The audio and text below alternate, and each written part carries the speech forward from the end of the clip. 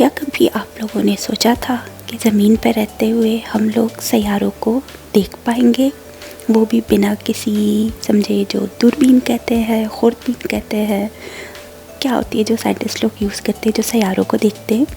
तो कभी नहीं सोचा होगा ना, लेकिन अब देख लें कि अल्लाह की कुदरत है कि सैयारों ने अपनी पोजीशन जो है तब्दील करना शुरू कर दी है। और ये काफ़ी टाइम से गूगल पे आ रहे हैं, सब जगह पे आ रहे हैं, नासा वालों ने शेयर किया, सभी शेयर कर रहे हैं कि सैयारों ने अपनी तरतीब बदलना स्टार्ट कर दी है और वो चाँद के बहुत करीब आ रहे हैं। और अगले कुछ टाइम तक जो है, कुछ महीनों में और भी सैयारे हमें दिखते नज़र आएंगे इस तरह से करीब में ही, और हम ज़मीन पे बैठे बैठे देख सकेंगे। तो मुझे भी रात के टाइम ये मंज़र दिख गया था तो बहुत अच्छा लग रहा था। हालांकि एक और छोटा सा भी सैयारा दिख रहा था, लेकिन वो कैमरा में नहीं आ रहा, लेकिन ऐसे आंखों से देखते हुए दिख रहा था।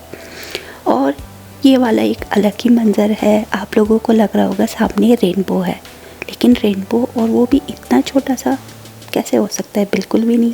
और ये मंज़र मैंने कई बार देखा है जब से मैं कनाडा आई हूँ। तो इस तरह से कि सूरज की रोशनी तो होती है और साथ में दूसरी साइड पे बादल भी वैसे नहीं होते कि कहूँ कि बादल हैं उन पे सूरज की रोशनी पड़ रही है, तो इस वजह से ये बना है। बिना बादल के भी ये मंज़र बन जाता है और बादलों के बीच में भी कि बिल्कुल एक छोटा सा रेनबो का टुकड़ा मुझे दिखाई देता है इस तरह से। तो ये मंज़र भी हमेशा मुझे हैरान करता है कि किस तरह हो गया। तो खैर, हेलो जी, अस्सलाम वालेकुम। कैसे हैं आप सब? उम्मीद करती हूँ सब ठीक होंगे, खैर आफियत से होंगे। मैं भी एकदम ठीक हूँ। तो चले हम अपनी मज़ेदार सी हलीम बनाना स्टार्ट करते हैं। बीफ की बोटियाँ हैं, हड्डी के साथ ही हैं, तो इनको मैंने पानी में नमक और हल्दी डाल के बॉयल करके उसका पानी गिरा दिया था ताकि बीफ में जो स्मेल वगैरह होती है वो चली जाए। और उसके बाद इंस्टेंट पॉट में जो है 1 कप ऑयल डाला और साथ ही बीफ की बोटियाँ डाल के अब इसको भूनना स्टार्ट करी। और साथ ही जो शान का मसाला होता है, हलीम मसाला, वो पूरा 1 पैकेट इसमें शामिल कर दिया। और मैं पूरा पैकेट लेके आई हूँ जिसमें दालें वगैरह भी हैं। यहाँ पे जो है हमें मोस्टली यही वाला मिलता है कि दालें साबित होती हैं, वरना पाकिस्तान में तो ये देखा है कि जो कुटी हुई दाल होती है, मतलब कि क्रश की हुई, या फिर वो चक्की होती है या फिर बिल्कुल ही पाउडर फॉर्म में। लेकिन यहाँ पे हमें हमेशा यही वाली मिलती है कि साबित दालें हैं पैकेट में। तो मैंने रात को ही भिगो के रख दी थी, अच्छी तरह से वॉश किया, उसको भिगो के रख दिया। डब्बे के ऊपर रेसिपी पूरी लिखी है, वही मैं फ़ॉलो कर रही थी। और इससे पहले जब भी मैंने हलीम बनाई है मुझसे कभी अच्छी नहीं बनी, हर बार ही कोई ना कोई गड़बड़ रही है। लेकिन इस बार मैंने सारा प्रोसीजर अच्छे से ट्राई किया और बहुत ही एकदम शानदार तरीके से हलीम की रेसिपी बनाई। इसमें फ्राइड अनियंस तो उन्होंने नहीं डाले थे, डब्बे पे लिखा था नहीं था कि फ्राइड अनियंस भी डालने, लेकिन मैंने भुनाई के टाइम थोड़े फ्राइड अनियंस भी डाल दिए। और अच्छी तरह से मसाले में भुनाई करने के बाद बस अब पानी डाल दिया है। इंस्टेंट पॉट का ढक्कन बंद करके इसको मैंने तकरीबन 30 मिनट तक हाई प्रेशर पे रख दिया था। और जब गोश्त एकदम अच्छे से गल गया तो मैंने गोश्त निकाल लिया और यखनी भी साइड पे कर लिया। अब गोश्त की हड्डियाँ अलग करके सारी बोटियों को रिशा रिशा कर दिया। और देख लें, ये शान का हलीम मसाला है, हलीम पैक है पूरा, इसमें दालें और मसाला सब साथ होते हैं। और ये जो दालें हैं ये हाफ़ मैंने भिगो के रख दी थी क्योंकि मेरे पास थोड़ी बॉयल की हुई दाल, चने, गंदम वगैरह सब कुछ ऑलरेडी फ्रीज़र में था, तो वो भी मैंने निकाल के डिफ्रोस्ट कर लिया था। तो बोटियाँ जो मैंने श्रेड कर ली हैं, बीफ की बोटियाँ हैं, उनको श्रेड करके अब अच्छी तरह से मसाले में डाल के और भुनाई कर लूँगी। बीफ की जो यखनी है वो भी साइड पे रखी है और एक्स्ट्रा गर्म पानी भी रखा है। तो अब यहाँ पे दालें शामिल कर दी, उसको भी थोड़ी देर के साथ भुनाई करके फिर मैं इसमें पानी डाल दूँगी और जो बीफ की यखनी है वो डाल के इंस्टेंट पॉट का ढक्कन बंद करके इसको हाई प्रेशर पे फिर से जो है 25 मिनट तक रख दिया था। और जो फ्रोज़न दाल वगैरह थी मेरे पास वो सब भी मैंने इसमें शामिल कर दी थी। और उनमें बीफ की यखनी जब डालेंगे कलर भी एकदम अच्छे से आ रहा है, फिर एक्स्ट्रा और पानी भी डालना है। तो ढक्कन बंद कर दें और बस फिर उसके बाद इसको अच्छी तरह से गलने दें। सब कुछ एकदम अच्छी तरह से गला होगा तो इसको ग्राइंड करने या फिर घोटा लगाने में आसानी रहती है और हलीम अच्छे से बन जाता है। तो यहाँ पे देख ले, सारी चीज़ें अच्छी तरह से मिक्स हो गई है। बस इसका ढक्कन बंद करते हैं और कमाल देखते हैं। साथ ही मैं बाकी काम भी कर रही थी, पेंट्री क्लीनिंग कर रही थी, लेकिन वो फिर मैं नेक्स्ट व्लॉग में दिखाऊंगी कि एक व्लॉग में सारी चीज़ें शेयर नहीं कर सकती क्योंकि अब खैर से रमज़ान आ रहा है तो सफाइयाँ भी तो स्टार्ट करनी है। तो साथ साथ वो काम भी हो रहा था। और मैंने नान भी बनाए थे, लेकिन नान की रेसिपी फिर मैं एंड में शेयर करूँगी क्योंकि फिर वो तरतीब ख़त्म हो जाती है। यहाँ पे देख ले, सब कुछ एकदम अच्छे से गल चुका है, सॉफ्ट हो चुका है। तो स्टेज पे मैंने हाफ़ हलीम जो है निकाल लिया ताकि वो ठंडा हो जाए। उसको मैं ग्राइंड कर लूँगी ब्लेंडर में डाल के, और हाफ़ हलीम को दोबारा से जो है मैंने इसी तरह से थोड़ा और पानी शामिल किया, इंस्टेंट पॉट का ढक्कन बंद करके इसको और गला लिया था 20 मिनट तक। तो यहाँ पे देख ले पानी भी कम हो चुका है और थिक हो रहा है और एकदम से सब कुछ गल चुका है। तो बाकी का जो मिक्सचर मैंने ठंडा करके ब्लेंड कर लिया था वो इसमें शामिल कर दिया और उसको अच्छी तरह से मिक्स किया, और दोबारा से इसको फिर मैंने ढक्कन बंद करके 10 मिनट तक रख दिया था। अब यहाँ पे ढक्कन खोले और देख ले सब कुछ कितना गला हुआ लग रहा है, और अब इसको बस चम्मच के साथ हिलाते रहना है कि एकदम अच्छे से घोटा लग जाए।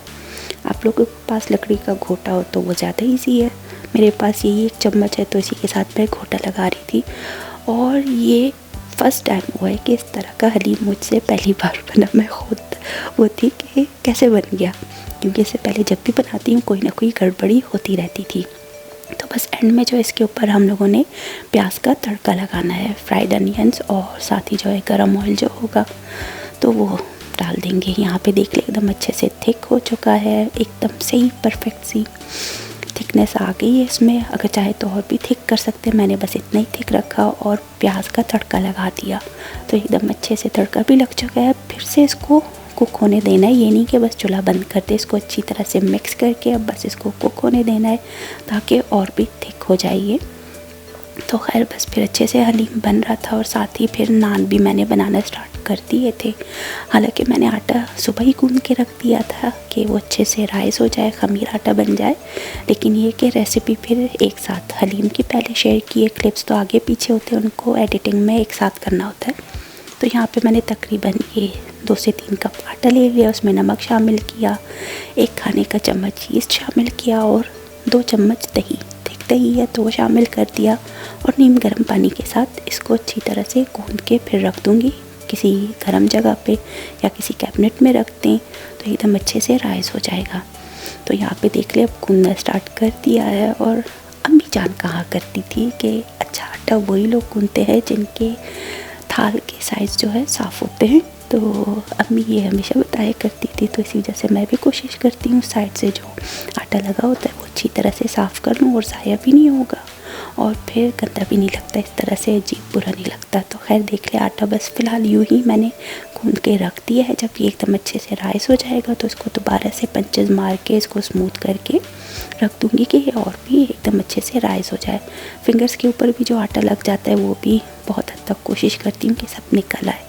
तो यहाँ पे इसको कवर करके जब रख दिया था तो एकदम ये अच्छे से 3-4 घंटे में इस तरह से राइस हो गया था। जब ये शाम तक दोबारा एकदम अच्छे से जो है राइस हो गया था तो मैंने फटाफट से निकाला, फिर उसके बाद इसके पेड़े बनाए और नान बनाना स्टार्ट करूँगी।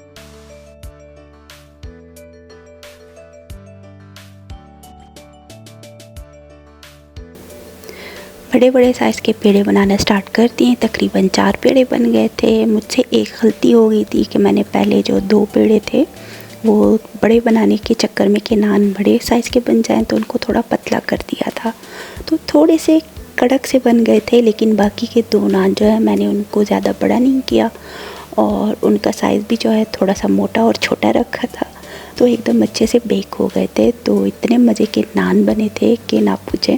हाँ बस फर्स्ट वाले जो नान थे वो थोड़े से कड़क हो गए थे, लेकिन फिर भी खाने लायक थे, ये नहीं था कि वो बिल्कुल भी खाने लायक नहीं थे। मैंने एक और गलती भी ये की थी कि इसके नीचे भी जो है ना तो थोड़ा सा पानी लगा दिया था तो वो चिपक गए थे ट्रे से, तो उनको निकालने में बड़ा मसला हो रहा था। खैर बस यहाँ पे इसको इतना ये जो है राइस हो चुका है कि बेलन की ज़रूरत ही नहीं है, तो हाथ के साथ ही बस इसको मैं बड़ा करी थी, और जो साइड्स पे भी जो आटा बिखरा हुआ है वो भी मैं कोशिश करी थी वेस्ट ना हो।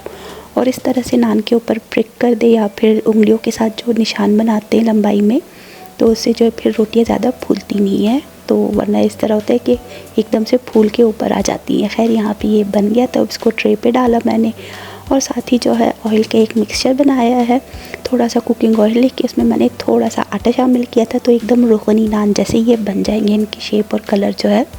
तो बस इसको ऊपर से ब्रश के साथ लगा के मैंने ओवन को अच्छी तरह से प्री हीट कर रखा था, तो फटाफट से बस ट्रे रख दी और नान जो है 6 से 7 मिनट में अच्छी तरह से बन गए थे। फिर हस्बैंड को फटाफट से खाना गर्म डाल के दे दिया था कि काफ़ी लेट भी हो गया था खाना बनने में टाइम लग गया था काम के साथ साथ ही।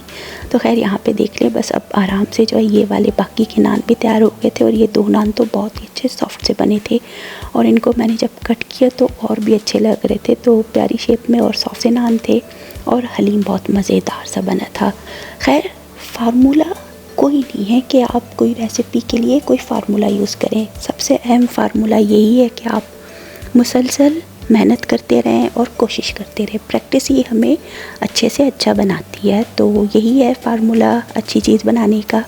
और स्पेशली थैंक्स करना चाहूँगी कुक्ड बाय सबीन, जो हैं कनाडा से हैं, वो टोरंटो की तरफ से वहीं कोई एरिया है। तो वो बहुत अच्छे इजी खाने बनाती हैं। उनकी रेसिपी ज़रूर देखिएगा, बहुत इजी और बहुत आसानी से समझ में आने वाली, फटाफट से बन जाने वाली रेसिपीज़ हैं। तो उम्मीद करती हूँ आपको फार्मूला समझ आ गया होगा, और आप भी इसी तरह से मेरी तरह प्रैक्टिस करते करते अच्छा खाना बना ही लेंगे। फाइनली मैंने भी बना लिया था। तो बस फिर यहाँ पे देख ले, एकदम मज़ेदार सा मैंने इसको सेट कर लिया। ऊपर से इस पर फ्राइड अनियंस डाले, अदरक डाली। मेरे पास फ्रेश पुदीना नहीं था, तो मैंने ड्राई पुदीना जो है इस पर डाला था ऊपर से, तो वो और भी मज़े का लग रहा था। तो फ़िलहाल के लिए मुझे इजाज़त दीजिएगा। अल्लाह हाफिज़।